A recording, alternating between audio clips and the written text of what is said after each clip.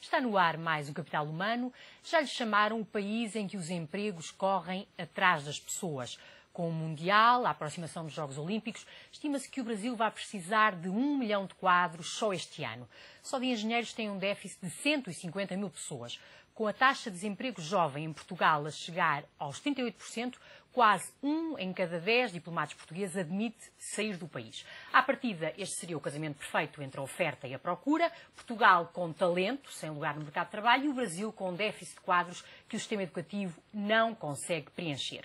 Hoje no Capital Humano temos Carla Rebelo, ela que é diretora da ACE Brasil, uma das maiores empresas de recrutamento do mundo, e que também escreveu um livro, O que Saber para Viver e Trabalhar no Brasil, e com ela vamos tentar perceber, então, porque é que não há este encontro perfeito?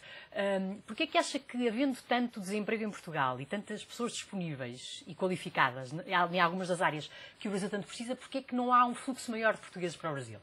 Bom, essencialmente tem a ver com a dificuldade que existe para que todo o processo de obtenção de vistos e toda a formalização para que os especialistas portugueses possam trabalhar no Brasil decorra de uma forma muito mais eficiente, muito mais efetiva. É importante notar que, estando eu no Brasil há cerca de 3 anos, sinto-me muito bem recebida pelo povo brasileiro, sinto, de facto, uma facilidade muito grande de integração do português. E, portanto, tem razão aqui naquilo que diz, porque se pensássemos nas várias nacionalidades possíveis, incluindo todos os nossos parceiros da União Europeia, com certeza que os portugueses seriam aqueles que mais rapidamente, sem dúvida nenhuma.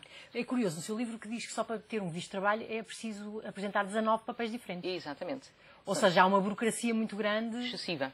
Sim. E, portanto, isso é que, de alguma forma, trava a ida de portugueses para lá. Embora já haja agora um reconhecimento dos diplomas, não é? No caso da engenharia e das arquiteturas. Sim, portanto, houve um avanço nesse sentido, em que há um conjunto de universidades que têm automaticamente, mas é bilateral, ou seja, Portugal reconhece ao Brasil e o Brasil reconhece a Portugal, mas é de facto algo novo que fica definitivamente formalizado e regulamentado em junho de 2013 e apenas o facto dessa regulamentação não estar feita causava aqui algum transtorno. Porque o engenheiro, quando vai, precisa ter o seu diploma de engenharia reconhecido pelo CREA. Para poder assinar. Projetos. Exatamente. Pois. E, portanto, agora, finalmente, existe, então, essa clarificação. Eu, pessoalmente, acho que existe ainda um sentido de urgência que ainda não está maximizado para que, de facto, essa solução vá ser uma solução que vai ter que ser utilizada e faz todo o sentido. Profissionais portugueses vão para o Brasil porque têm esta facilidade de adaptação e são muito bem recebidos e muito respeitados. Em termos culturais até, o modo de trabalho e a organização de trabalho que é diferente, se calhar os portugueses são a que têm a mais próxima em relação aos brasileiros, não é? Sim, eu não diria o modo de trabalho, mas diria capacidade para entender a diferença cultural.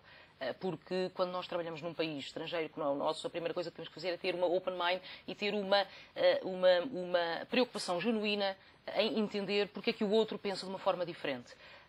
E o português tem muito essa capacidade. Tem essa capacidade, até porque na gênese, ou seja, a origem de muitas coisas que nós vemos no Brasil, com certeza que tem que ver pelo aquilo que o português fez há muitos anos atrás e conseguiu construir. As formas de trabalho, pelo facto do português ter estado inserido num contexto europeu, com certeza proporcionou-lhe acesso a outros mecanismos, outras ferramentas, que isso sim é a grande mais-valia para combater a maior preocupação, a prioridade número 1 do Brasil neste momento, que é a produtividade. Portanto, todas as empresas hoje se focam na produtividade. Na optimização. Exatamente. No seu livro refere que há 3 setores que representam quase 60% do PIB brasileiro. Fala muito do pré-sal, que é uma descoberta que vai mudar muita coisa no Brasil e onde vai ser preciso muitos engenheiros para trabalhar aquela área. Ou seja, e fala-nos em algumas áreas. E lhe perguntar neste momento quais são as áreas onde há mais procura. Muito bem. Então, o que nós vemos, sem dúvida nenhuma, a área de construção, a área de engenharia, a área de infraestrutura, onde existe, primeiro porque ainda existe muito por fazer, ou, dito de outra forma, muito pouco ainda foi feito daquilo que é o plano do Brasil para conseguir, de facto, fazer um salto em termos de infraestruturas. Exatamente. E depois existe, em termos de construção, seja de residências, seja de construção que tem que ver com a logística necessária para que a própria colheita, porque a agroindústria é 20% do PIB brasileiro e, portanto, existem algumas possibilidades nesse setor. Na área da agronomia, por exemplo? Na área da agronomia, a área do agronegócio, o setor sucroenergético, portanto, são 20%. E, portanto, o Brasil tem, na área dos transgénicos, por exemplo, em que existem variações e genotipagem da cana-de-açúcar, variações de genéticas de soja, de milho. É uma história de sucesso. Portanto, o Brasil tem, de facto, muitos exemplos de sucesso em empresas que se dedicam a esse setor. Agora, é necessário estradas, é necessário infraestruturas para que esse produto seja escoado e seja levado até aos portos. Mercados e até aos portos. Exatamente. E o oil and gas também, não é? Sim, em termos de petróleo há também um grande potencial, que ainda não existe ainda uma grande exploração, ou não existe ainda um grande resultado ou um impacto disso no mercado.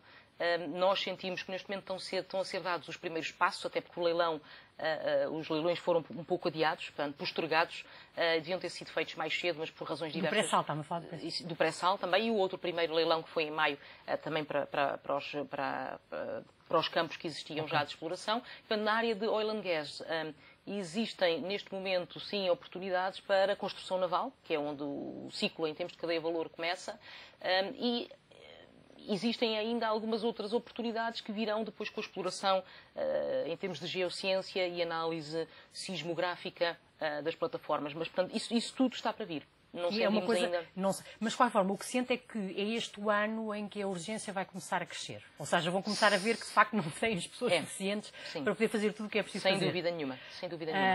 E então, agora, é um português aqui, imaginemos ou um recém-diplomado ou um diplomado 40, 50 anos, desempregado, nas áreas que me falou, o que é que deve fazer para ir para o Brasil? Bom, sempre, a partir de Portugal, tentar começar a fazer a análise, o estudo de mercado, o mapeamento. Os sites devem ser consultados através de Portugal. Não aconselhamos, ou eu pessoalmente tenho alguma preocupação em ver portugueses que, como tenho visto, pessoas que vão para o Brasil com visto de turista. Ou seja, nunca serve para tirar a aventura. Não, porque depois tem outros custos que acabam por complicar ainda mais a situação da pessoa, e uma vez estando lá, a pessoa fica numa situação de refém, ou seja, precisa desesperadamente de um emprego, para ter um emprego precisa de um visto, para ter um visto precisa ter um contrato de trabalho, e portanto começa a ter muito pouco margem de manobra para tomar a melhor decisão. E, sem dúvida, a questão financeira é uma das Portanto, o ideal é, através até do vosso portal, da Brasil, ver as oportunidades que há e concorrer, enviar um currículo para a vossa empresa. Sim, portanto, ou seja, no nosso portal nós temos todas as vagas publicadas, nós temos a forma como trabalhamos, que é uma forma muito personalizada, quer para o cliente, quer para o candidato.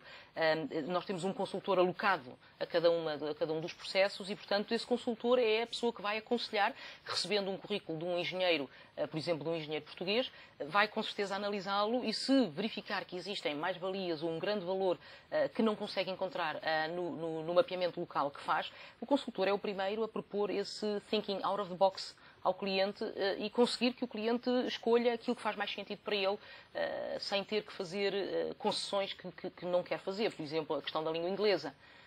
Não é muito... Normalmente não é uma língua, ainda não é a língua de trabalho. Não. Nem nas engenharias. Não.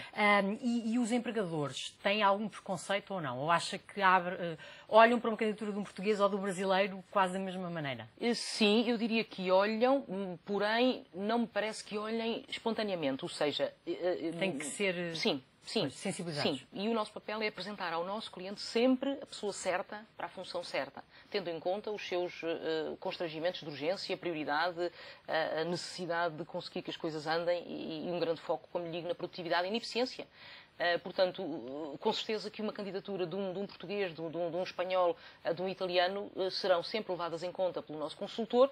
Parece-me óbvio, por questões de língua, um português consiga comunicar com muito menos barreiras. E muitas vezes a entrevista até pode ser feita via Skype, Sim, através de Portugal. sempre, exatamente. Nós Portanto, fazemos o melhor é não pegar na mala e apanhar o avião, primeiro prepare-se. Exatamente. E agora, imagine, uma pessoa é contratada e agora temos aqui duas faces de uma moeda, que é salários muito mais altos que em Portugal, nestas áreas qualificadas, e penso que é dos países onde mais tem havido um crescimento dos salários, mas depois temos um custo de vida nas principais cidades que também disparou, não é?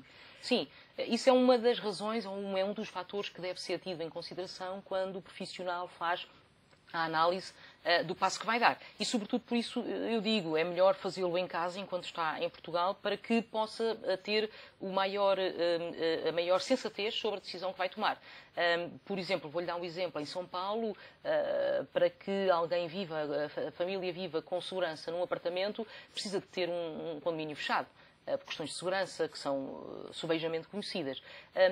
Isso significa também que vai gastar, com certeza, pelo menos, não sei, 7 mil, 8 mil reais. Que serão 2 mil euros, mais de 2 mil euros. Sim, portanto, 2.400, 2.500 euros. Só para um apartamento? Só para um apartamento. Depois precisa de ter o colégio para os seus filhos. Também é mais caro. Também é mais caro. Portanto, não pode confiar ou não pode achar que o sistema de educação do Estado lhe vai dar a qualidade de que ele está à espera, ou que está habituado aqui em Portugal. Portanto, há uma série de fatores que têm que ser levados em consideração, dependendo da situação familiar, pessoal, de cada profissional. Ou seja, há que olhar para o salário, mas depois sempre tendo em conta um aumento muito grande do custo de vida. Sim, por exemplo, dou-lhe um exemplo. Para almoçar, que é aquilo que nós fazemos todos os dias normalmente, não acredito que almoce, como nós estamos habituados, por menos de 40 reais por dia. Portanto, 40 reais são 12, 13, 14 euros. Eu diria que é provavelmente o dobro daquilo que paga. Do que se vai aqui em Portugal. É? E é assim, portanto, São Paulo tem, de facto, São Paulo, Rio de Janeiro, as principais cidades têm essa... E mesmo, agora que estamos mesmo a terminar, se calhar também é importante não olhar só para São Paulo e Rio de Janeiro, olhar também para outras geografias. Sim, se conseguir olhar para outras geografias, começa a ter uma maior amplitude de escolha. A região do Nordeste, onde existe tanta coisa por fazer e onde a taxa de desemprego é maior, não é? E é mais segura, até é considerada uma zona mais segura. Sim, depende da região, mas sim, de um modo geral encontra locais que podem ser mais seguros. Mas vai ter também um custo de vida mais em conta, e porque a escassez também é maior. E muitas vezes os próprios brasileiros também não estão dispostos a sair de São Paulo para ir para o Nordeste, para Fortaleza ou para outra região. Portanto, deve-se olhar para outras cidades, não olhar só para São Paulo. Sem dúvida, São Paulo e Rio de Janeiro. E depois, em termos de adaptação, e mesmo agora para terminar, cultural e no dia-a-dia, todas as pessoas com que falo, que estão lá a trabalhar portugueses, sentem-se como peixe na água. Sim. É um país onde os portugueses se sentem muito bem. Sim, sentem bem porque é fácil entender a cultura, ou é mais fácil para nós, e depois porque o brasileiro tem, e eu posso falar com propriedade porque estou lá há 3 anos, o brasileiro tem um carinho especial por português, tem um respeito especial por português. Há sempre um avô, não é? Ou bisavô. Há sempre uma família, exatamente, há sempre um familiar, e tem genuinamente vontade de ajudar. Portanto, eu sinto-me muito, muito, muito bem recebida no Brasil. Muito obrigada por ter vindo ao Capital Humano. Carla Rebelo, ela que é diretora-geral da Eis Brasil e também autora do livro O que Saber para Viver e Trabalhar no Brasil, um país sedento de talento que pode ser uma boa oportunidade para os mais de 16% dos portugueses que estão desempregados. Já sabe, pode encontrar mais oportunidades de emprego e formação todas as segundas-feiras no suplemento Universidades de Emprego do Diário Económico. Voltamos na próxima edição com mais um tema de Capital Humano, o recurso mais importante de qualquer empresa, a economia de sucesso.